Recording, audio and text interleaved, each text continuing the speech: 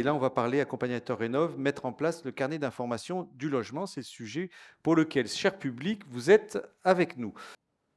Chers conférenciers, tiens, j'avais un petit chiffre avant de commencer, avant de faire le premier tour de table de présentation. 30,4 millions. Est-ce que vous savez ce que ça représente?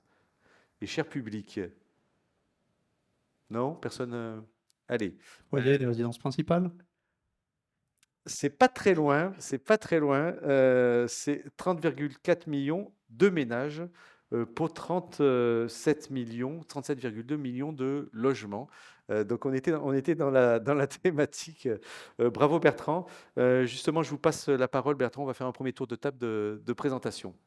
Merci Xavier. Donc Bertrand Leclerc, je représente Qualitel, l'association Qualitel, qui fête son 50e anniversaire cette année, au service de la qualité du logement, et précurseur sur le sujet du carnet d'information du logement, le sujet du jour.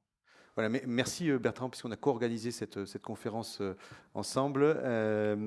Ensuite, pour continuer, qui est-ce qui veut continuer? Aurélien?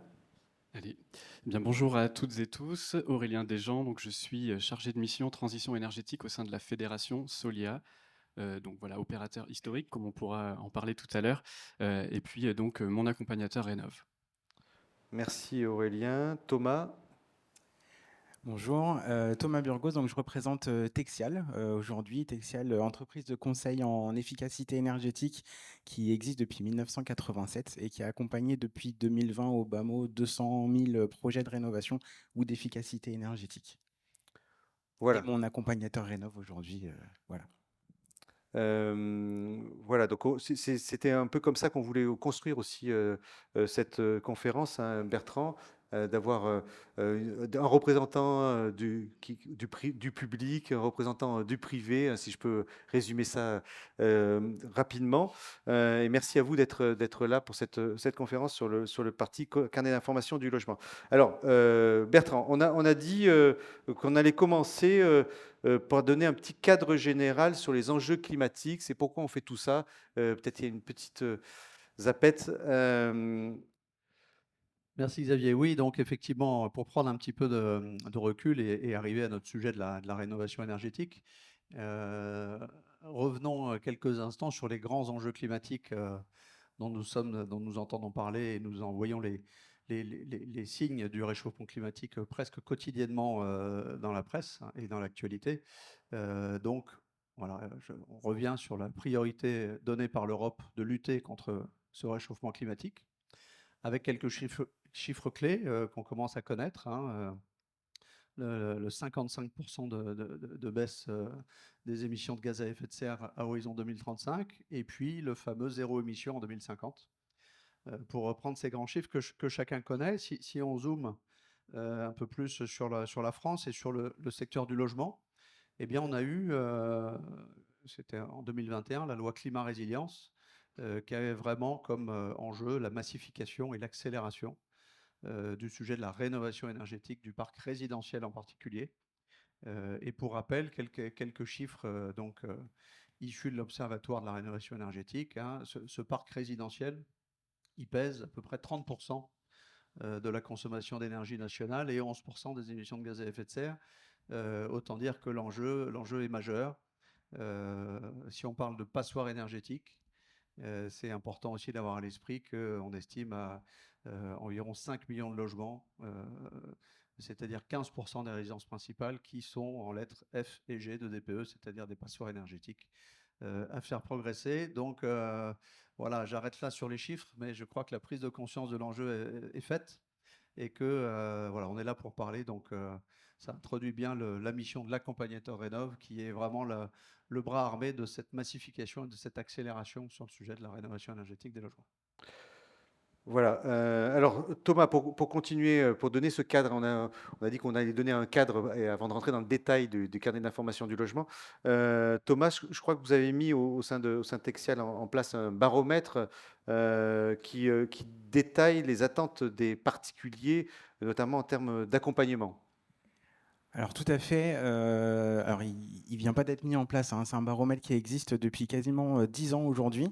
C'est justement la force de ce baromètre, hein, dans l'univers des sondages. Il permet de retracer avec un historique l'évolution à la fois des attentes, des difficultés aussi rencontrées par les Français lorsqu'on parle de rénovation énergétique. Ce que je voulais partager avec vous aujourd'hui, c'est quelques enseignements au fil de l'histoire de baromètre. Le premier point, c'est que les Français connaissent encore mal les dispositifs qui concourent à la rénovation énergétique aujourd'hui, puisque il y a à peine 2 tiers des Français qui nous disent être en capacité de citer une aide qui va venir financer des travaux de rénovation énergétique. La bonne nouvelle, c'est que la tendance s'améliore, hein. Depuis 2016, on a une amélioration de 17% de ce taux de réponse. Donc c'est dans la bonne voie, mais c'est encore pas satisfaisant et on voit qu'il y a un besoin de pédagogie, d'information de manière perpétuelle. Le deuxième point, sur la droite à l'écran, c'est que les Français, finalement, sont aussi peu conscients de la performance énergétique de leur logement, puisque 55% d'entre eux nous disent ne pas savoir quelle est l'étiquette énergétique de leur logement. Et quelque part, c'est un peu là aussi le point de départ. Faire le constat, être conscient de la situation pour pouvoir engager la suite. Quand on a plus d'un Français sur deux qui nous dit ne pas savoir, c'est difficile de s'engager dans un projet concret. Parmi les autres enseignements que retrace le baromètre, et ça pareil, c'est une constante depuis plusieurs années, on a près de 75% des Français qui nous disent effectivement qu'un accompagnement est nécessaire dans la mise en œuvre de leur projet, mais un accompagnement unique. C'est-à-dire avoir un interlocuteur qui va pouvoir les épauler de A à Z dans leur projet, depuis la détection des pistes d'amélioration sur le logement jusqu'à la mise en œuvre et même la livraison des travaux. Et donc, c'est une constante. Ce qu'on voit, c'est qu'au fil des années, on a à peu près 75% des Français qui nous répètent qui font le même constat. Alors, on a hâte de voir la suite parce qu'on publie notre prochain baromètre le 10 octobre prochain. Et donc, on va voir si la tendance se maintient ou si le rôle de mon accompagnateur Rénov commence à prendre sur le marché. Ouais. Donc, on voit que parmi la multitude d'aides, finalement, les Français ne connaissaient pas les aides. Ils ont besoin d'être accompagnés, on comprend, hein, parce qu'il y a une myriade d'aides, des nouveaux dispositifs réglementaires. On parlait ce matin d'ailleurs PPT, là je parle peut-être plus pour la copropriété, mais diagnostic technique global. Bon, finalement, il y a des acronymes et donc les Français sont en difficulté face à ces sujets-là. Si je peux me permettre, c'est un bon point, effectivement. Il y a la démultiplication des dispositifs d'aide et leur évolution dans le temps. On a eu d'abord les premiers dispositifs de l'ANA, on parlait avant de crédit d'impôt, les certificats d'économie d'énergie, etc. Aujourd'hui, on voit un dispositif qui vient répondre aux besoins des Français d'accompagnement avec mon accompagnateur Rénov, et Aurélien en parlera beaucoup mieux que moi. Mais on voit, voilà, il y a un vrai besoin de stabilité aujourd'hui pour accompagner les Français. Voilà, donc du coup, ça répond aux besoins des particuliers. Aurélien, c'est qu'est-ce qui précédait le MAR, mon accompagnateur Rénov, hein, pour cet acronyme, et aujourd'hui, quelle est sa place dans la politique publique? Oui, alors du coup, parfaite introduction, Thomas, puisque en effet, on constate que les ménages ont le besoin d'être accompagnés pour deux raisons, en fait, parce que c'est compliqué et aussi parce qu'ils ne savent pas citer une seule aide de la myriade qui peut exister. Donc il y a deux choses importantes qui s'en dégagent, c'est qu'il faut peut-être simplifier ces aides financières, d'une part, et puis d'autre part, proposer un accompagnement pour épauler les ménages qui en ont besoin. Donc, juste un bref historique, on va peut-être pas détailler tout dans l'ensemble, mais c'est pour montrer que finalement, on tend un petit peu vers la réponse à ces deux problématiques. Donc, ce sera très intéressant de voir les résultats du prochain baromètre de Texial sur cette question. Donc, on voit au début, il n'y a pas de début, ça date bien avant effectivement l'ANA, hein. J'ai repris un petit peu sur les 10-15 dernières années. Donc du coup, avant, on parlait d'habiter mieux, où on avait, pour obtenir des aides, il fallait avoir un gain énergétique minimal de 25%, Ces aides, elles s'appliquaient en fait aux ménages modestes et très modestes uniquement, puisque c'est le cœur de métier de l'ANA. Et en parallèle, on avait une coexistence avec effectivement des crédits d'impôt, donc le crédit d'impôt transition énergétique, le CITE que vous connaissez peut-être, et puis les certificats d'économie d'énergie dont vous avez sûrement entendu parler, qui datent de 2006 pour le coup. Et donc ces aides coexistaient ensemble, plus d'autres qu'on évoquera un petit peu tout à l'heure. En 2018 a été lancé Habiter mieux Agilité, donc qui était une aide au forfait pour les ménages toujours modestes et très modestes. Et en 2020, il y a eu une fusion qui a été opérée, et donc la création de MaPrimeRénov', qui venait fusionner le CITE, donc le crédit d'impôt, et Habiter mieux Agilité, ce qui simplifiait déjà les choses, puisque le CITE était géré par les finances publiques et non pas par l'ANA. Donc déjà, on avait une fusion qui venait simplifier un petit peu tout le panorama de ces aides. Voilà, en 2022, donc on a Habiter mieux qui devient MaPrimeRénov' Sérénité. Donc on voit que l'intitulé commence à se rapprocher. On a d'un côté MaPrimeRénov' à l'acte qui vient s'intéresser à tout le monde, et MaPrimeRénov' Sérénité qui vient s'intéresser aux ménages modestes et très modestes, en suivant le cœur historique qui avait été développé et que je vous ai expliqué juste avant. Cette fois, on passe à un gain minimal de 35%, donc on sent qu'on se rapproche quand même vers des rénovations qui sont de plus en plus globales, et c'est tout l'intérêt pour permettre d'accéder en fait aux objectifs dont Bertrand a évoqué au tout début. Et en 2024, enfin, on vient créer Mon Accompagnateur Rénov' et mettre en place du coup MaPrimeRénov' parcours accompagné pour des rénovations qu'on appelle d'ampleur. On ne va pas épiloguer sur ce sujet-là aujourd'hui, mais ce sont des rénovations qui sont plus conséquentes. Voilà, donc est-ce que c'est des rénovations, là, c'est 35% d'économie d'énergie, donc il faut un accompagnateur, Mon Accompagnateur Rénov', hein, c'est ça? Alors là, on est sur 2 sauts d'étiquette de la classe DPE maintenant. Ouais, C'est pour ça qu'il y a eu un changement. En fait, on ne parle plus en gain énergétique, on ouais. parle maintenant en étiquette du DPE. C'est peut-être plus parlant pour les gens. Voilà, donc ça, c'est le changement, mais effectivement, faut-il encore que les particuliers connaissent leur étiquette énergie de point de départ? C'est ce que vous disiez, Thomas. Alors, donc, du coup, aujourd'hui, quelle est la place de Mon Accompagnateur Rénov', MaPrimeRénov' dans le dispositif public? Oui, alors du coup, voilà, une petite slide rapide pour montrer que maintenant tout vient un petit peu sous l'intitulé MaPrime quelque chose. Donc on a déjà le guichet d'entrée, le service public de la rénovation de l'habitat, c'est quand même le point central, le point d'entrée, on va dire. Ce sont les espaces conseils France Rénov', dont vous avez sûrement entendu parler. En tout cas, si vous n'avez pas entendu parler, je vous invite à aller vous renseigner, puisque ce sont eux qui viennent donner des conseils gratuitement à tous les ménages sur les dispositifs qui sont en place et en plus des conseils techniques. Donc c'est le point d'entrée. Et ensuite, on va trouver des aides qui sont développées pour chaque thématique. Donc on a MaPrimeLogement décent qui est à droite, dont on va peu parler évidemment, mais qui est sur l'habitat indigne, qui est spécifique. MaPrimeAdapt pour l'adaptation et l'accessibilité des logements. Et ensuite, ce qui va nous intéresser plus aujourd'hui, on a MaPrimeRénov'. Et dans MaPrimeRénov', on va avoir des aides qui sont pour la copropriété, dont vous avez peut-être parlé ce matin, qui ne nous intéresseront pas non plus aujourd'hui. Des aides à l'acte, sur lesquels on peut cumuler avec des certificats d'économie d'énergie. Et ensuite, on a MaPrimeRénov' parcours accompagné, qui englobe les aides de l'ANA et les C2E. Voilà, on a réussi à simplifier quand même tout un pan pour les mettre ensemble. Et j'ai précisé, juste pour information, qu'il y a d'autres aides qui peuvent s'ajouter ensuite à cela par les collectivités territoriales ou des acteurs privés.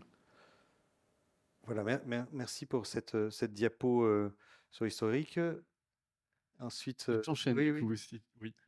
Donc, qui sont les mares? Donc, du coup, les mares, comme l'a expliqué Bertrand, ils sont issus en fait de la loi climat et résilience, donc 2021, suite au rapport Sichel, donc qui préconisait cet accompagnement, mais suite aussi au fait que pour massifier la rénovation énergétique, on se rend compte, fort des expériences qu'on a pu faire depuis des années, comme je vous l'ai montré, et notamment avec les opérateurs historiques, on se rend compte, et nous on a plaidé aussi pour ça, qu'il y ait un accompagnement qui soit systématisé pour accompagner les ménages, pour éviter qu'ils fassent des erreurs, puisqu'on sait que si on se trompe de projet d'amélioration énergétique, on ne va pas y retourner tous les ans en fait. Donc du coup, on risque de casser les potentiels. Donc du coup, on a plusieurs acteurs qui peuvent être Mon Accompagnateur Rénov'. Donc on a les acteurs qui sont historiques, donc les opérateurs historiques comme on a évoqué, donc Solia par exemple, mais on a aussi Urbanis, Citémétrie, réseau ATO. On a aussi les espaces conseils France Rénov' qui ont la possibilité de devenir Mon Accompagnateur Rénov'. Et ensuite des collectivités territoriales ou les opérateurs qui peuvent concourir sur des mises en œuvre d'opérations programmées. pas développé ça. Et puis ensuite, Thomas, je te laisse la parole peut-être pour les acteurs, les nouveaux acteurs. Ouais, effectivement, merci Aurélien. Alors sur les nouveaux acteurs, qui pour le coup, on est sur un paysage qui est vraiment complémentaire à celui des acteurs historiques, puisque je rappelle, hein, il y a quand même des ambitions assez fortes qui avaient été annoncées, tout type de rénovation confondue. Je ne sais pas si vous aviez en tête les 700 000 rénovations qui avaient été ambitionnées il y a déjà quelques temps.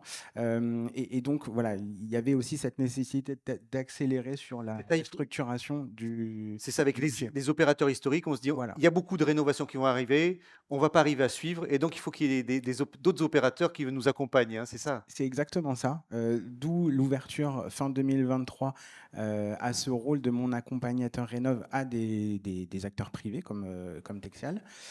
Et donc ces acteurs peuvent être bureaux d'études, auditeurs, sociétés tiers financement, les architectes également, et qui vont endosser exactement la même mission, parce qu'on a le même objectif, hein, en tant que mon accompagnateur rénov qu'une structure comme Solia, c'est d'accompagner les clients, les usagers ou les bénéficiaires, tout dépend comment on veut les appeler, dans leur projet de rénovation dite d'ampleur, avec ce rôle de mon accompagnateur Ah, rénov. une question qui revient souvent, c'est comment on s'assure de la qualité des opérateurs privés vis-à-vis de ces acteurs historiques.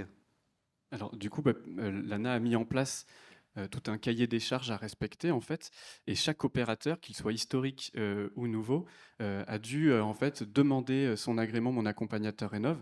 Alors effectivement, pour les acteurs historiques, il y avait une démarche qui était simplifiée puisque l'ANA connaissait déjà ces acteurs, donc avait peut-être un petit peu moins de choses à contrôler, tout en sachant que pour être opérateur historique, nous devions déjà en fait avoir un agrément du CCH, donc délivré par l'ANA. Qui était renouvelé, il me semble, tous les 3 ans. Donc voilà, c'est quelque chose qui était déjà mis en place et donc qui a été juste élargi pour pouvoir massifier, hein, effectivement, hein, comme le dit Thomas.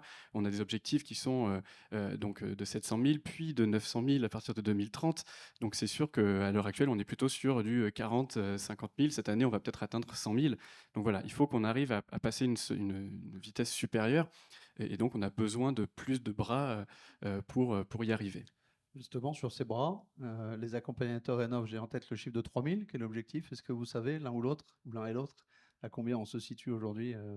Bon, là, après, je crois, non, c'est ça. Ouais, on va en parler après, effectivement. Ah, il y a la diapo qui va arriver, mais on peut la Bon, montrer, la le diapo. suspense. Ah, c'est le suspense, on y regarde arrive, tout à on y l'heure. arrive. Peut-être le rôle de l'accompagnement, là, vous avez Oui, peut-être pas... donc du coup, oui, l'idée, c'était un peu d'expliquer le rôle de l'accompagnateur rénov.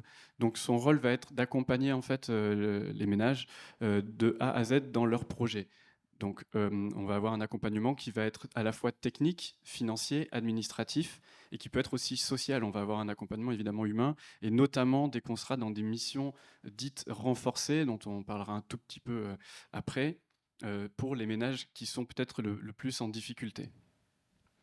Peut-être juste sur ce dernier point, sur le rôle de MAR renforcé, j'évoquais le fait que les missions sont les mêmes. C'est peut-être le seul point qu'il peut y avoir de différence entre les acteurs historiques et les acteurs privés. Le rôle justement d'accompagnement social avec ce MAR renforcé revient davantage aux structures comme Solia, Ah oui. ce qui n'est pas le cas pour les structures privées. Et c'est pour cette raison aussi que, en tout cas, Texial ou d'autres acteurs privés appellent aussi à travailler en synergie avec les opérateurs comme Solia, justement pour pouvoir répondre aussi à ces cas qui pourraient se présenter à nous.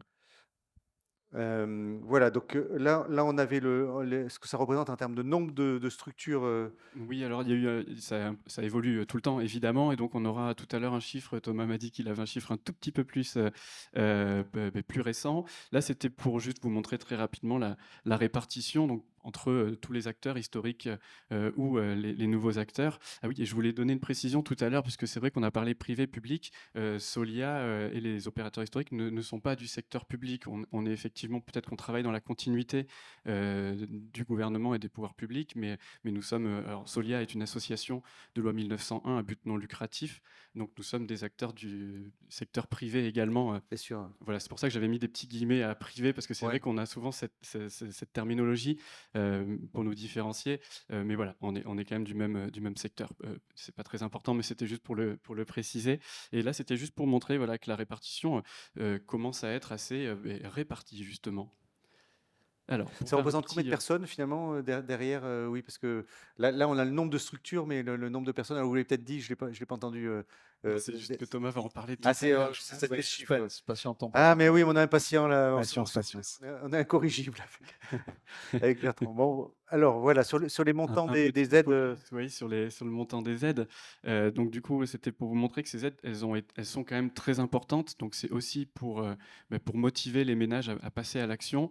Vous voyez que tout le monde peut bénéficier d'aides, que l'on soit très modeste, intermédiaire ou supérieur, puisque ce sont les acronymes utilisés ici. On ne va pas s'épancher là-dessus. L'idée, c'était de vous montrer un peu les montants qui pouvaient être obtenus.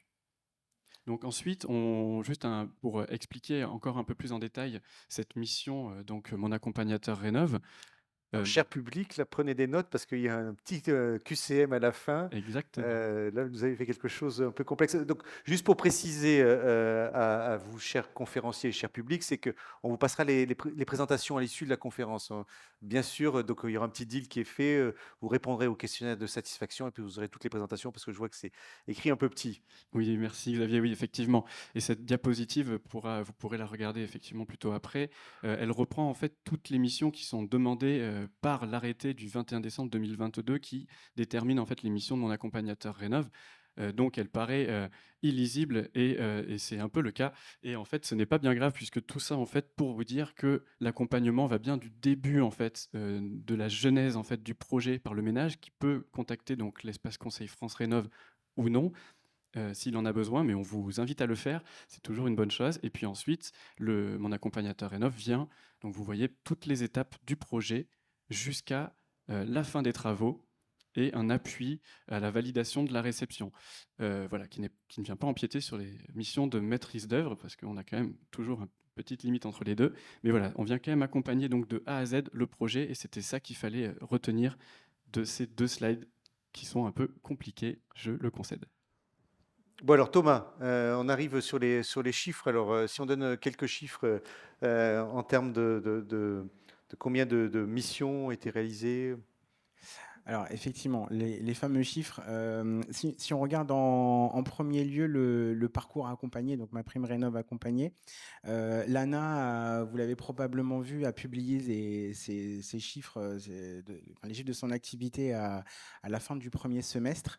Ce qui est assez... Donc ça c'est sur 6 mois alors, ces Oui. chiffres-là, hein, c'est ça. Exactement, sur le premier semestre 2024, donc depuis la mise en œuvre de mon accompagnateur Rénov', l'activité globalement c'est un peu moins de 35 000, ce qu'on appelle dossiers déposés, donc des demandes formulées pour des projets d'accompagnement, et un peu plus de 20 000 dossiers engagés, donc où on sait qu'il y a réellement un projet engagé, et sur ces 20 000, il y en a un peu plus de 5 000 qui concernent la copropriété. Donc on reste, ce qu'évoquait Aurélien tout à l'heure, on reste bien en deçà des objectifs qui étaient ambitieux. Alors il y a tout un contexte, il y a eu des évolutions, des va-et-vient sur la réglementation qui ont fait qu'il y a eu une perte de lisibilité sur le marché, etc. Et puis les bénéficiaires un peu perdus, j'imagine que Aurélien pourra confirmer. Et donc ça a pu créer un coup de frein sur cette dynamique. La bonne nouvelle, c'est que le dispositif, lui, tient ses promesses en termes de cible, puisque on a près de 80% des bénéficiaires qui, eux, sont dits modestes ou très modestes. Donc ça, c'est plutôt une bonne chose. Et puis, vous voyez, il y a une petite carte qui permet de représenter où se font les missions de mon accompagnateur Rénov'. Donc, il y a une répartition relativement homogène sur le territoire aujourd'hui. Et ça, c'est plutôt une bonne chose. Maintenant, si on va sur le volet plus structurel de mon accompagnateur Rénov', donc les fameux chiffres, effectivement, c'est 755 structures agréées. À fin du premier semestre. Et autant en début d'année, il y avait un peu l'urgence de voir le nombre d'acteurs augmenter assez rapidement, puisqu'il y avait un volume de demandes si important que c'était compliqué d'y répondre. La bonne nouvelle, c'est rien que sur le deuxième trimestre, il y a une augmentation de près de 50% du volume de structures agréées. Et donc, ce qui veut dire que l'ANA a joué vraiment le jeu de soutenir cette dynamique en agréant des structures tout dans le respect du cahier des charges qu'évoquait Aurélien juste avant.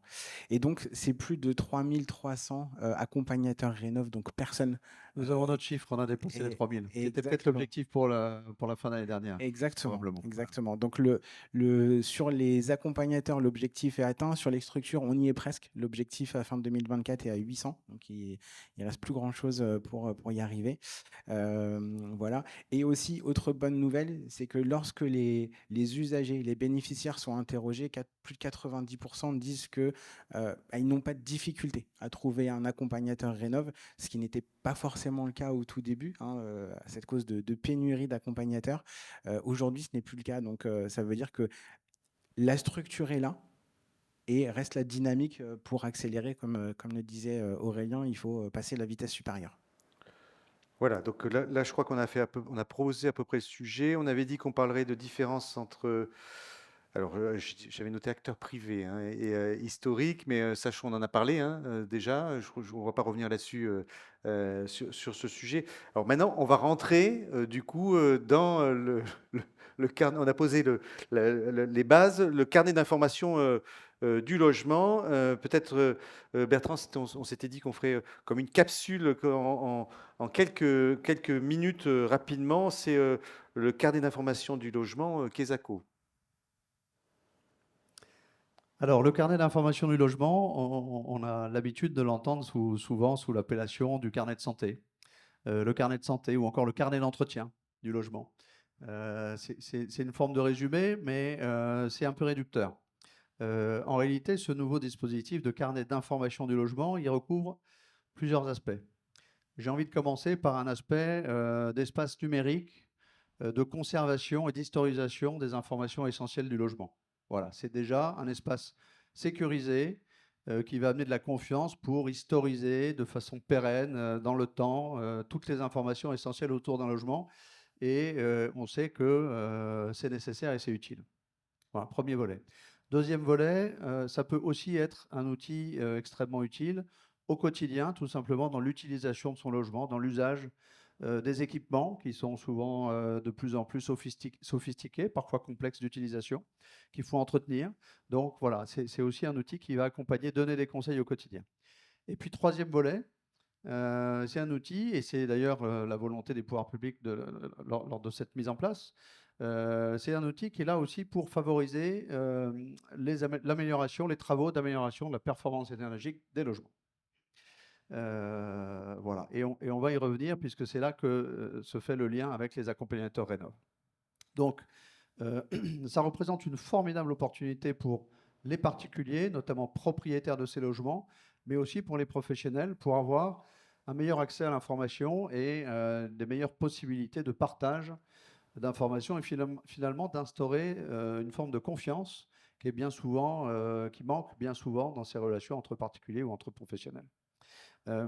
C'est aussi l'opportunité pour un propriétaire de logement de valoriser son patrimoine, de mettre en valeur la qualité des travaux, par exemple, effectués à l'occasion d'une rénovation énergétique de son logement. Et puis, c'est obligatoire. C'est la loi climat et résilience, une fois de plus, qui a introduit ce dispositif, qui l'a rendu obligatoire depuis 2023 pour les logements neufs et pour les logements existants qui font l'objet de travaux de rénovation énergétique. Et enfin, il faut avoir à l'esprit qu'il y a une impulsion européenne importante sur ce dispositif, puisqu'il y a beaucoup d'expérimentations en cours dans différents pays européens en vue d'une généralisation et d'une harmonisation d'un dispositif de ce type-là. Ça veut dire que ce qu'on connaît sous l'appellation du carnet d'information du logement en France aujourd'hui, ça va évoluer dans le futur, sous l'impulsion européenne, et ça va très vraisemblablement se renforcer en termes d'exigence et en termes d'opposabilité. Voilà ce qu'on peut dire sur ce carnet du logement en synthèse. Voilà, merci Bertrand. Alors peut-être on peut rentrer dans le détail du carnet d'information du logement en termes de contenu. Je pense que c'est ce qu'attend le public aussi. Et puis nous rappeler tous les dispositifs réglementaires qui entourent, qui encadrent cette mise en place. Ouais. Avec joie. Donc j'ai choisi de commencer. Donc le focus du jour, c'est faire le lien entre le carnet du logement et l'accompagnateur Rénov'. Donc, je vous propose de commencer par deux extraits de l'arrêté qui précise la mission de l'accompagnateur Rénov' et qui évoque ce fameux carnet d'information du logement. Donc, il est cité à deux endroits. Donc, dans les prestations d'accompagnement obligatoires au moment de la prise en main du logement, donc à la fin des travaux, eh bien, l'accompagnateur Rénov doit fournir une aide à la création ou à l'actualisation du carnet d'information du logement. Première chose. Et puis, dans la liste des compétences qui doivent être maîtrisées par l'accompagnateur Rénov, est mentionné, voilà, savoir compléter, actualiser un carnet d'information du logement. Voilà très concrètement en termes de loi ce qui est évoqué. Ensuite, si on regarde le contenu de ce CIL, vous voyez, je vais zoomer aujourd'hui sur l'existant, sur un logement existant. Donc, ce carnet du logement, il a un contenu finalement assez minimaliste, puisque vous voyez des notices d'équipement, notices d'utilisation des équipements, les matériaux d'isolation et les équipements en rapport avec la performance énergétique qui sont installés, des attestations, là on parle des diagnostics, hein, ou du DTG qui était évoqué tout à l'heure éventuellement, ou des audits énergétiques. Et puis, descriptif des travaux, et enfin, l'attestation d'entretien en phase d'exploitation. Donc, vous voyez que c'est un contenu qui est voilà, minimaliste, encore une fois. C'est volontaire de la part du législateur, c'est une première étape. Il a voulu que ce dispositif soit à la portée de tout un chacun et ne représente pas un effort ni un surcoût significatif. Oui, il ne fallait pas qu'il y ait un frein en termes de contenu, parce que l'idée, c'est de le déployer et le rendre Voilà. obligatoire. Oui. Parce que je ne vous ennuie pas avec les épisodes précédents, mais le carnet du logement, c'est la 3e tentative de le faire rentrer en vigueur. Hein, il y a eu auparavant la loi de transition pour la croissance verte, puis la loi Elan qui avait fait des tentatives, qui avaient été retoquées par le Conseil d'État, considérées comme trop contraignantes pour les propriétaires des logements notamment. D'où cette version plus réduite. Plus précisément, ce que nous dit la loi, c'est que ce dispositif, donc, il est obligatoire depuis l'an dernier pour tous les logements neufs. Hein. Ça veut dire que sur la base de la date du permis de construire à compter du 1er janvier 2023, tous les logements sont dorénavant livrés avec ce carnet d'information du logement. Il est par défaut numérique, mais le caractère numérique n'est pas obligatoire. Ça aussi, c'est le sujet d'être le moins contraignant possible, hein, qui a guidé le législateur pour ne pas obliger impérativement et ne pas exclure certaines franges de la population du dispositif. Mais il est par défaut, il y a quand même une incitation implicite pour en faire une version numérique, et c'est le choix qu'a fait Qualitel au passage. Il est donc obligatoire en construction et donc pour tous les logements existants. Dès qu'on va faire des travaux qui améliorent la performance énergétique du logement, ça rend obligatoire l'établissement de ce carnet. C'est le propriétaire du logement qui a la responsabilité de l'établir et de le tenir à jour, mais bien entendu, il doit être alimenté pour cela par tous les professionnels qui l'entourent au moment de ses travaux ou de sa construction pour pouvoir lui communiquer les informations nécessaires à la complétude de ce carnet. La loi donne un objectif clair et principal à ce dispositif, c'est de faciliter et d'accompagner les travaux d'amélioration de la performance énergétique des logements. Voilà. Et puis, important, vous avez compris, il est attaché au logement et non pas à son propriétaire à un instant T. Ça veut dire que le jour où je revends mon logement, eh bien, je transmets le carnet d'information au nouvel acheteur. Voilà. Et le notaire va s'assurer de ça. C'est aussi, alors je ne l'ai pas encore dit, mais c'est un dispositif qui, encore à l'heure où on parle, est assez méconnu. Même s'il commence à avoir un peu plus d'un an et demi d'existence, il est encore méconnu. Il est en train de rentrer dans les usages, et notamment les notaires systématisent dorénavant au moment des transactions de mutation. Ça va sanctionner. Questionnement. Oui. Alors, sanctionner, le terme est un peu fort, parce que voilà, mais en tout cas, ça va systématiquement s'assurer que le carnet est présent ou pas, et si oui, sinon, inciter à l'établir et à le transmettre. Bien sûr. Voilà sur l'aspect réglementaire et les précisions sur la loi. Alors, une fois que j'ai dit ça, là, il y a marqué une opportunité pour les mares. Oui, parce qu'on a compris ce que vous avez précisé, Bertrand, c'est que les monoaccompagnateurs Rénov jouent un rôle finalement important dans ce dispositif, parce que ça fait encore un dispositif supplémentaire pour les particuliers. On parlait d'aide, mais là, ils se disent, OK, ben, maintenant, il faut que je remplisse un carnet d'information du logement, et je ne sais même pas par quel bout commencer. Alors, dans le schéma qu'on a aperçu, un peu terrifiant du parcours et de l'ensemble des missions qui rentrent dans le périmètre de l'accompagnateur Rénov, il y a aussi ce petit sujet, j'allais dire, parce qu'il y a des sujets considérables, mais on a vu que c'est un sujet qui peut avoir une importance quand même majeure, en particulier pour le propriétaire du logement. Donc, effectivement, l'idée de cet échange, c'est de voir en quoi ce dispositif peut être une opportunité et peut accompagner aussi le MAR, peut lui être utile dans sa mission. Donc, nous, chez Qualitel, on a construit un outil, un service qui s'appelle Cléa, et qu'on pense pouvoir être utile pour effectivement accompagner la mission, notamment pour partager de l'information et accompagner le particulier tout au long du parcours, c'est-à-dire y compris dès le début, dès la genèse, je reprends cette expression, dès la genèse du projet de rénovation. On pense que Cléa peut être tout simplement la plateforme d'échange et de partage d'informations, un peu la plateforme projet finalement, sur laquelle les acteurs principaux, que sont le particulier, l'accompagnateur rénov, mais aussi les entreprises qui vont venir intervenir pour faire les travaux, vont pouvoir effectivement travailler de concert pour atteindre les objectifs de rénovation. Et puis, une fois que les travaux sont achevés, eh bien, le propriétaire se retrouve en possession de son carnet d'information du logement, il respecte la réglementation et ce carnet va l'accompagner dans la durée pour continuer à bien renseigner, prendre soin de son logement et le valoriser en perspective d'une revente éventuelle. Voilà, donc on pense que ça peut aussi donc, faire gagner du temps et donc prolonger. Il y a dans la mission de l'accompagnateur rénov la notion finalement de prolonger sa mission au-delà de la livraison et de la fin du chantier. Ben, on est en plein sur ce schéma. Donc on voit on schématise les avant travaux, pendant et après, et on se dit à chacune de ces étapes, eh bien la solution Cléa de carnet d'information du logement peut avoir une utilité. Avant les travaux, on va voir qu'il y a des fiches conseils qui peuvent permettre de donner quelques bases aux particuliers, pas toujours très sachants, on l'a vu et c'est normal, hein, on sait que c'est extrêmement complexe, à la fois sur les dispositifs des aides, mais pas seulement. Donc on lui explique ce que c'est qu'un maître d'ouvrage, qu'un maître d'œuvre, qu'un audit, qu'une visite. Pendant les travaux, il va également avoir un certain nombre de fiches conseils pour l'aider à comprendre un devis, à réceptionner des travaux, à le sensibiliser sur l'importance de la réception, qui font partie des sujets qui sont au cœur de la mission de l'accompagnateur rénov, mais Cléa, modestement, voilà, a des fiches types qui permettent aussi de diffuser de l'information.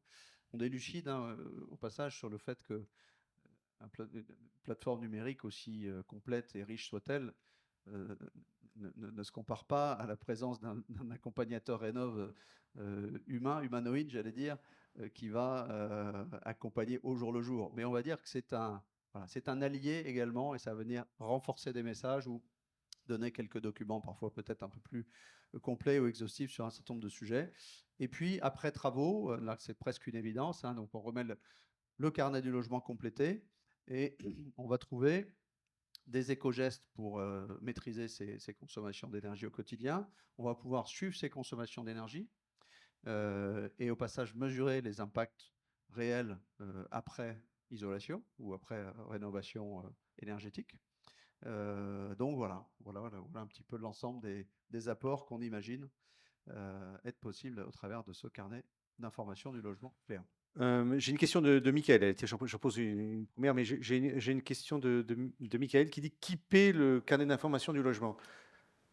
Alors, Ouais, bonne question. parce que si j'ai compris, c'est qu'il n'y a pas forcément un opérateur qui vient réaliser ce carnet d'information du logement. Donc, si le particulier le fait lui-même, finalement, il n'y a pas de paiement, ça ne lui coûte rien. Alors, ça dépend de la solution qu'il va choisir. Ouais. Le particulier, on l'a vu, donc il peut choisir chez Qualitel, la solution Cléa, il existe une version gratuite. Donc le particulier peut créer son Cléa gratuitement. Dans ce cas-là, il va avoir des fonctions qui sont parfois un peu limitées, mais il va devoir, entre guillemets, faire tout le travail lui-même, c'est-à-dire il va avoir une forme de coquille vide dans laquelle il va renseigner toute l'information. Lorsqu'on est en interaction avec un professionnel, un accompagnateur rénov par exemple, là on va commercialiser le Cléa à environ une cinquantaine d'euros, Ouais. qui est un prix à vie tant qu'on est propriétaire du logement. Et pour ce prix-là, effectivement, on va avoir un outil interactif qui présente tous les avantages que j'ai évoqués, et la plateforme projet notamment. Et Ouais, donc dans cette configuration-là, le particulier qui au final, c'est lui qui payera ce coût d'environ 50 euros, il va hériter d'un carnet complété de toutes les informations utiles. Voilà, merci pour cette précision. Alors, on va rentrer, parce qu'il y a d'autres questions là le contenu, mais on va rentrer dans un exemple de projet, hein. C'est ce qu'on voulait, hein, vous montrer, c'est que c'est terminer cette conférence, elle n'est pas encore complètement terminée, mais terminer cette conférence en montrant un exemple de projet, de réalisation que vous avez vous faites chez Solia, et puis voir comment ce projet qu'est-ce que ça donne comme carnet d'information du logement à la sortie de projet, hein. Aurélien, alors vous pouvez peut-être nous décrire, c'était quoi ce projet, c'était où, avec qui, on voit quand même il y avait des gravats devant, hein, si je me trompe pas. Oui. Oui, tout à fait. Bon, c'est un projet, on a pris un projet relativement simple, entre guillemets, avec un plan de financement, vous verrez, qui est assez simple, parce que le cœur du sujet n'est pas de voir comment on met en place le projet, mais bien l'utilisation ensuite du carnet d'information du logement. Donc on va passer très rapidement pour présenter quand même, puisque c'est toujours plus sympa de présenter un petit peu le projet. Donc là, c'est une personne qui en plus a une pathologie en fait, et donc se déplace en fauteuil roulant manuel. Donc du coup, cette personne elle vient d'acheter un logement à réhabiliter. On a de la chance, le logement est à réhabiliter complètement. C'est pour ça qu'il y a des gravats devant. On a déjà commencé certaines démolitions visiblement. Et donc, il va demander des aides pour la rénovation énergétique et pour l'adaptation, puisqu'il y a aussi des aides, on a vu tout à l'heure. Lui, cette personne est classée modeste, donc de ce qu'on a évoqué tout à l'heure. Et donc, du coup, de la visite qui a été réalisée par les techniciens, donc là, c'est Solia Gironde, puisque Solia, on a une couverture nationale du territoire, donc Solia Gironde a fait la visite. Et puis, grâce à cette visite et à l'audit, a pu mettre en place un projet de travaux et faire un audit énergétique. Donc l'audit énergétique, lui, il vient classer le logement en G, hein, on s'en étonne pas trop quand on voit l'extérieur du logement, donc avec des déperditions un peu réparties et un peu partout. Donc il fallait un peu revoir tout le projet de travaux, donc ce qui a été mis en place et mis en adéquation aussi avec son budget. Donc là, on avait quand même de la chance. Ce projet-là, la personne, même si elle est modeste, elle avait quand même mis de côté, donc elle avait de quoi financer un reste à charge. Donc, ce qui a été entendu, c'est de faire donc remplacement des menuiseries extérieures, isolation de tous les murs par l'intérieur, isolation du plancher des combles perdus, installation d'une pompe à chaleur RR, d'un chauffe-eau thermodynamique, une réfection totale de l'électricité puisqu'elle était dangereuse, une reprise de la toiture qui était complètement endommagée, et puis une adaptation donc, du logement à son handicap. Donc, c'est un projet de travaux qui finalement donne 40 873,52 € exactement. Et voilà, et qui permet d'amener surtout le logement en étiquette A. Donc on parle bien d'une rénovation d'ampleur, même d'une rénovation globale. Donc le plan de Là, ça financement, faisait combien d'économies, je justement, reviens. enfin, il y avait Alors 92 92%, mais bon là du coup d'économies on parle d'énergie. vraiment d'un logement qui est Ouais, ouais, on dépouillé, si était je peux parti dire, très bas, si je peux ouais. dire comme ça, hein. On parle vraiment d'un logement qu'il fallait absolument Mmh. tout reprendre. On avait un vieux poêle à bois qui chauffait et un cumulus électrique qui valait ce qu'il valait depuis le temps qu'il était là. Donc on partait de très loin. Et puis aussi pour préciser sur le système de chauffage, comme la personne a un handicap, on n'a pas pu mettre aussi n'importe quoi comme système de chauffage. Il faut toujours mettre en adéquation en fait Ah le oui. projet avec la personne qui va utiliser ensuite le système. D'où encore une fois l'intérêt d'être accompagné par un MAR. Voilà, donc du coup, bon, on va peut-être passer les détails, mais vous l'aurez si vous souhaitez regarder un peu plus en détail. Ce qu'il faut retenir, c'est que sur ce coût de projet de plus de 40 000 €, Monsieur B, du coup, a un reste à charge de 10 764 €, donc un taux de couverture qui est à 74%. Et là, on a utilisé uniquement des aides nationales et une bonification des aides locales par la délégation de l'ANA qui permet de le faire. On n'est pas allé chercher des aides de privés ou ce qu'on fait parfois, nous, au niveau des opérateurs qui font un accompagnement social un peu plus poussé, où on va parfois chercher pour les plus modestes, comme ça vous le saurez, des aides aussi qui peuvent compléter ces plans de financement pour ceux qui n'arrivent pas à les faire en entier. Et donc voilà, et donc l'idée c'était de vous montrer un tout petit peu ce cas pour que Bertrand puisse vous faire un petit peu un parallèle avec la solution Cléa. Voilà, donc là, on va vous partager, vous avez la chance, cher public, voilà. Vous êtes en direct, hein, on est dans Cléa, c'est ça, Bertrand, hein? Voilà, tout à fait. Bienvenue sur la plateforme Cléa. Donc, on retrouve Monsieur B, dont on vient de faire la connaissance. Et vous reconnaissez sa somptueuse villa avant rénovation, avec quelques gravats. Ce sont les mêmes, c'est la même photo. Donc, voilà, c'était pour illustrer au travers de cette plateforme le dossier qu'on vient de découvrir. Donc, nous sommes effectivement à Sainte-Eulalie.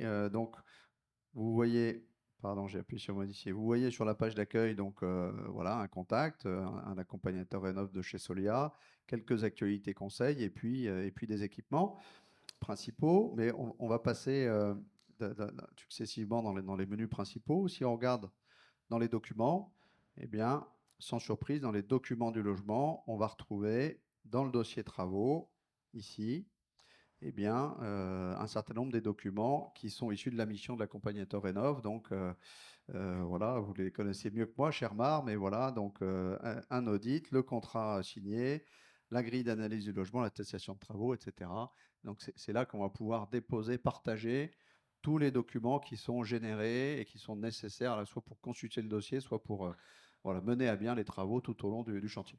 Oui, donc ça, c'est partagé, hein, c'est-à-dire que l'entreprise peut venir déposer aussi ces documents ou l'accompagnateur Rénov peut venir Alors, c'est ça qui est intéressant, c'est que ce menu qu'on est en train de regarder, il est d'un accès partagé entre l'accompagnateur Rénov, le particulier et également les entreprises ont un accès partiel, c'est-à-dire peuvent recevoir ou venir déposer des documents sur cette plateforme. Vous voyez le petit bouton partager, recevoir des documents en haut à droite, là, il me suffit d'aller sélectionner les documents que j'ai envie de partager avec l'extérieur et je vais envoyer donc effectivement à une entreprise de travaux, par exemple, des plans ou une demande où et je vais lui demander par la même occasion, lorsque je lui transmets ces documents, donc il va recevoir un lien pour télécharger ces documents et il pourra à son tour téléverser des documents en retour qui vont venir s'incrémenter dans Cléa. Donc c'est génial. c'est tout à fait ça.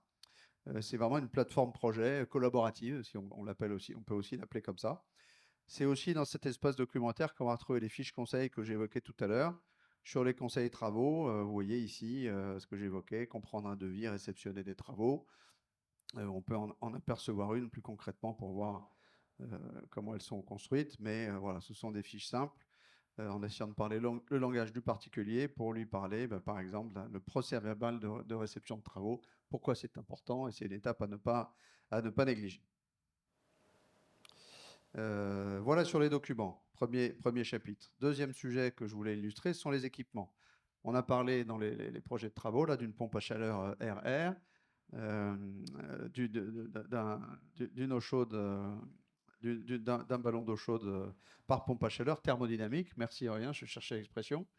Et donc vous avez ici des fiches types qui décrivent le fonctionnement global de ces matériaux et on va pouvoir les personnaliser pour lorsqu'on aura la référence précise ou la notice d'utilisation précise du matériel réellement installé, on pourra aller le déposer dans Cléa pour accéder à la notice. Donc, dans une fiche type équipement, effectivement, on trouve des principes généraux et puis on trouve la notion d'entretien. C'est-à-dire qu'on précise que l'entretien doit être fait par un pro tous les ans, en l'occurrence, et on donne quelques conseils d'entretien, qu'est-ce qui doit être fait. Et donc, là, on est dans Cléa pour accompagner le particulier dans sa vie quotidienne et dans le bon usage et dans le bon entretien, puisque en lien avec ces équipements viennent les actions d'entretien. Donc, il va recevoir des rappels à chaque date anniversaire d'entretien pour ne pas oublier et pour pouvoir également tracer qu'il a bien procédé à l'entretien de sa pompe à chaleur, par exemple. Voilà, là, on est dans l'aspect traçabilité. Voilà, j'illustre également le suivi des consommations d'énergie que j'évoquais, puisque là, on a fait le choix de rendre clair, de pouvoir se connecter au compteur Linky ou Gaspard lorsqu'il y a du gaz. Et donc là, on connecte son compte chez GRDF ou chez Enedis une fois pour toutes. Et à chaque fois qu'on se connecte sur Cléa, on peut accéder à sa consommation. Donc sur une année, un mois, une journée, bien sûr, on a différents pas de temps. Et puis, on a un petit module simple de comparaison qui va pouvoir comparer deux périodes de consommation entre elles. Là, je vois que vous voyez, donc par défaut, il va me comparer les 2 derniers mois passés, hein, le mois d'août par rapport au mois de juillet. J'ai une économie de 27%, c'est une bonne nouvelle parce que je crois que c'est mon compteur personnel que j'ai branché sur ce cas d'école. Donc j'en suis ravi, mais je peux faire varier les dates pour faire un avant-après travaux, par exemple, et c'est là que je vais pouvoir mesurer concrètement. Alors il faut être prudent, hein, ce sont des chiffres bruts, hein, on ne va pas neutraliser les effets avec des degrés jours sur les années plus ou moins chaudes, ni l'effet rebond ou des choses comme ça. C'est de la donnée brute, mais néanmoins, c'est un outil de sensibilisation qui permet quand même de donner quelques clés. Voilà très rapidement, j'arrête là. Il y a des conseils, il y a de l'actualité également. Si on est propriétaire, on peut ouvrir un accès à son locataire. Et puis, il y a aussi un bouton pour transmettre le carnet le jour où on revend. Voilà à peu près un panorama rapide des fonctions de Cléa. Oui, oui, ça pourrait être. Là, je réponds presque à la question. Il y a des questions qui tombent là-dessus, mais aujourd'hui, on peut faire ça dans un drive. Non, je résume. Stocker des documents, on peut le faire dans un drive, mais c'est son drive. Tandis que là, ce que j'ai bien compris, et là, c'est pour répondre à la question de Séverine, c'est qu'à la fin je vends mon logement et donc je transmets le carnet d'information du logement avec tous les documents et donc j'ai rien d'autre à faire. Je transmets la propriété finalement. Je conserve une archive figée Oui. de mes documents, ça peut toujours être utile, et puis en tout cas c'est un besoin, et je transmets effectivement au nouvel acheteur Oui, l'intégralité des sujets, modulo les données à caractère personnel, hein, je n'ai pas parlé de ça, mais il y a un sujet RGPD extrêmement important, sensible, par exemple les données de consommation, vous vous doutez bien que l'historique des consommations est remis à zéro et n'est pas transmis au nouvel acheteur.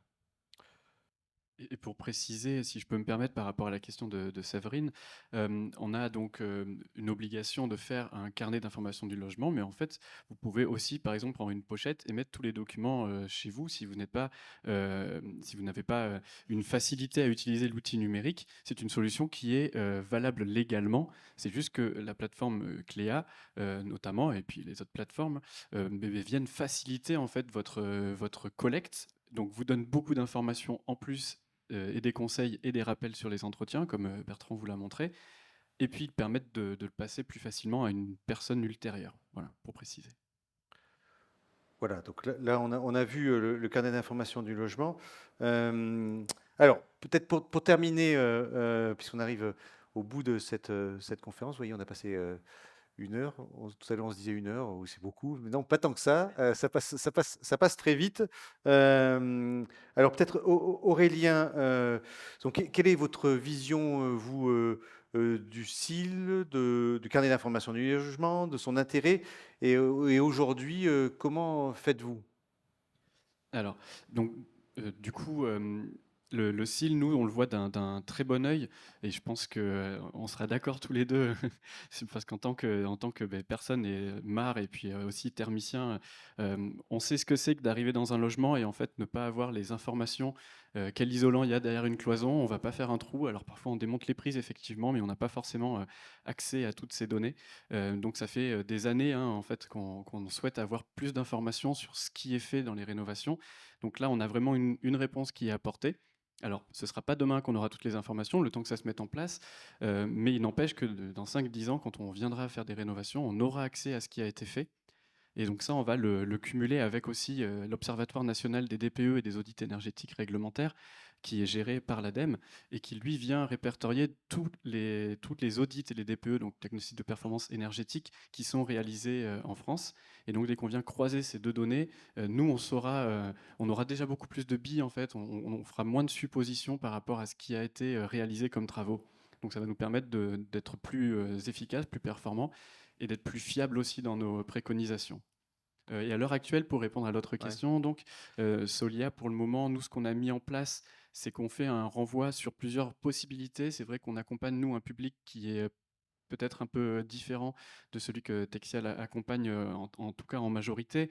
On a quand même pas mal de publics qui peuvent être en fracture numérique, donc on leur laisse la possibilité quand même de les épauler dans la constitution de leur carnet d'information du logement via une solution un peu plus pratico-pratique, hein, avec une pochette qu'on leur remet et on leur donne les documents à y insérer, mais on leur donne aussi un lien vers la plateforme numérique Cléa. Et puis on leur donne le lien aussi vers un document qu'a réalisé l'ANA, qui vient expliquer encore plus avant ce qu'il faut y mettre et qui propose une autre solution, enfin une solution physique aussi. Voilà, on essaie de leur laisser plusieurs solutions, mais on leur propose en tout cas d'aller utiliser cette plateforme Cléa, puisque nous on la trouve très pertinente. Voilà. Voilà, donc sur la version numérique, effectivement, on a compris comment vous faites, et aussi sur la version plutôt papier, hein, physique. Et vous, alors pour Thomas, comment vous faites aujourd'hui, et quelle est votre vision là, du carnet d'information de logement? Ouais, alors je vais commencer par la vision et donc je rejoins complètement, Aurélien. On accueille, évidemment à bras ouverts, cette obligation puisque c'est une obligation et en fait, ce qu'il faut retenir dans le carnet d'information du logement, c'est l'information. Je reviens à mon 55 que j'évoquais en début de conférence sur le fait que, 55 des Français ne connaissent pas, les performances énergétiques de leur logement. On vient avec ce carnet d'informations apporter un élément de réponse, pouvoir historiser les travaux et puis au moment de la mutation, céder ces informations-là aux futurs propriétaires. Donc ça permet déjà aux particuliers de savoir ce qui a été fait et d'orienter la suite. Ça, c'est le premier point. Et puis ensuite, dans la vie courante, pour des organismes comme les nôtres, c'est aussi nous simplifier la vie. Effectivement, c'est compliqué lorsqu'on arrive dans un logement pour faire un audit énergétique, par exemple, de savoir concrètement ce qui a été fait sans avoir à démonter les cloisons, etc. Donc avoir ces informations-là, c'est aussi un gain de temps, ça veut dire aussi la fiabilité de l'information et donc une meilleure préconisation sur les scénarios à mettre en place. Donc ça, c'est sur la vision et évidemment, c'est une excellente nouvelle pour la rénovation énergétique. Sur la mise en place du carnet d'information chez Texial, alors nous, on est plutôt sur une activité naissante, hein, on a notre agrément depuis le début de l'année 2024. Donc aujourd'hui, on oriente et on se met dans ce rôle de conseil du particulier de cette obligation de compléter le carnet d'information du logement et on lui présente les différentes solutions qui sont à sa portée. Viendra la question plus tard de les orienter vers une solution spécifiquement ou pas. Mais pour le moment, voilà, on est sur des solutions plus pratico-pratiques, comme l'évoquait Aurélien, de support papier. Ouais, Voilà. donc vous êtes en face sur la vision que vous pouvez avoir. Donc finalement, on voit que, j'ai bien compris, Bertrand, c'est 50 € à vie. Finalement, ça fait faire des économies, j'imagine, aux entreprises, comme vous dites, mais donc indirectement aux particuliers, parce que finalement, c'est du gain de temps pour tout le monde. Et donc après, il y a la mise à jour qu'il faut suivre. Oui, c'est ça le sujet, la valeur d'un dispositif comme ça, c'est son actualisation. Hein, si les données sont obsolètes ou voire erronées, ça ne vaut plus rien. Donc il y a vraiment un enjeu d'actualisation. Et donc il faut une prise de conscience du propriétaire que c'est son patrimoine finalement. Ce carnet du logement fait également partie de son patrimoine et mettre de la traçabilité, c'est mettre de la confiance et de la valeur pour plus tard. Enfin, c'est Euh, important. Alors, on avait compris, là, je voyais une question qui est tombée de Martine, mais qui pose la question sur la copropriété. Bon, moi, ce que j'ai compris, c'est que c'est pas obligatoire en copropriété, hein. Je crois que C'est obligatoire sur tout type de logement. sur tout type de logement. En copropriété, mais lorsqu'on parle de logement copropriété, on parle du logement, pas des parties communes. Ah Hein, voilà, donc c'est bien, ça reste le carnet du logement, pas le carnet de la copro, pour être précis. Hein, mais c'est obligatoire aussi bien en copropriété qu'en logement individuel. donc en copropriété aussi, on peut utiliser l'outil C'est Cléa exactement qui, le même principe. Je ne vous ai pas montré cette version-là, mais il y a une version logement collectif pour Cléa, avec un espace des informations de la résidence et un espace pour chacun des logements des appartements de la copropriété. Tout à fait. voilà. Donc, L'obligation est la même, mais elle pèse sur le propriétaire, sur chacun des copropriétaires. voilà, donc Martine, vous avez votre réponse complète. Voilà, ben, écoutez, je crois qu'on a fait à peu près le tour de la question. Ça fait 1 heure qu'on est ensemble. On peut applaudir les conférenciers. Merci à vous d'avoir été avec nous.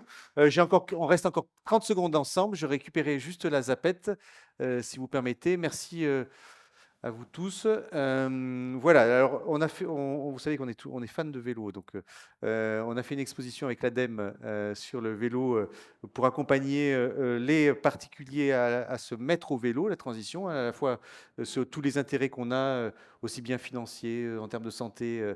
Bon, ils sont nombreux. Donc il suffit de flasher le QR code pour accéder à cette exposition. Donc je vous encourage à le faire. Puis vous voyez qu'on a fait une petite bâche là. J'encourage le public qui est dans la salle de le consulter tout à l'heure. Et puis, vous allez recevoir à la fin de cette conférence le questionnaire de satisfaction. Donc, je vous encourage à y répondre pour récupérer les présentations, et notamment ces deux petites diapos sur lesquelles il y a tout le parcours détaillé.